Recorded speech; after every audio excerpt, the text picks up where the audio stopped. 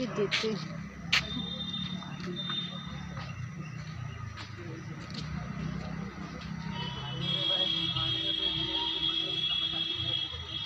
এরা তো লড়াইয়ের মুডেই নেই।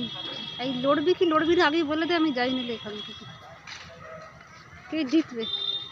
সাদা সাদা কালোটা জিতবে, সাদা কালো জিতবে, সাদা কালো জিতবে, সাদা কালো জিতবে। আরে ছাড়, তোদের লড়তে নেই, ভাব করতে আছে।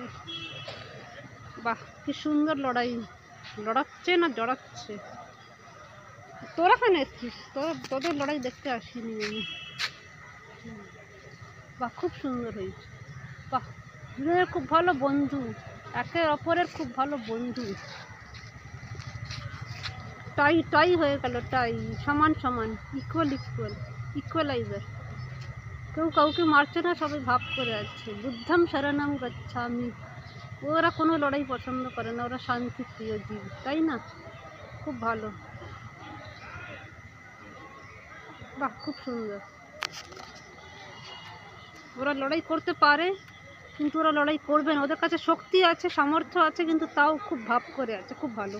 আর এটা আমাদের অডিয়েন্স, এরাও খুব ভাব করে আছে। খুব ভালো।